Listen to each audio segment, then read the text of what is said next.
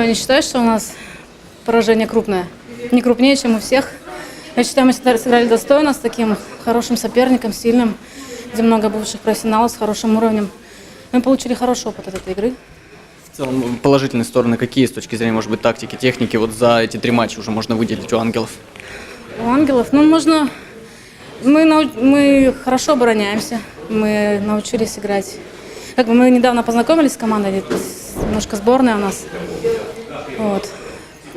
Начали понимать друг друга. Где-то знаем, кто где играет, по позициям примерно распределились.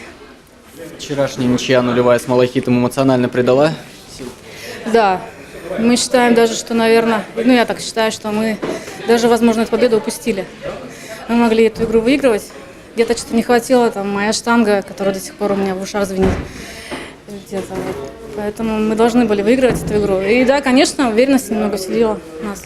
В целом вы про ангелов сказали, что много, ну, солянка, да, сборная такая, откуда приехали многие игроки. Вот сыгранность удалась ли пока что за эти 3 игры?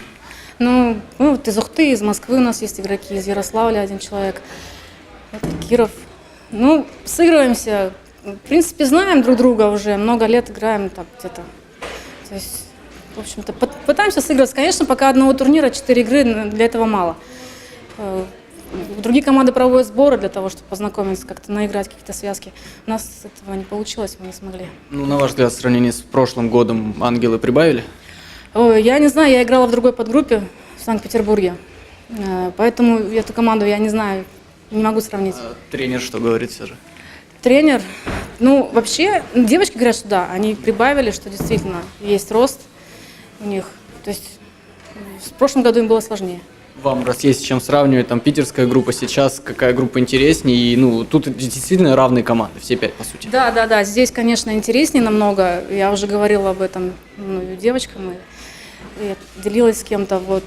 Там мы, в общем-то, с Питером боролись, команда Николая Лю, мы боролись только с Питером, и остальные команды так, вот, мы их обыгрывали с крупным счетом. Здесь борьба, мне это очень нравится, вот игра от ножа.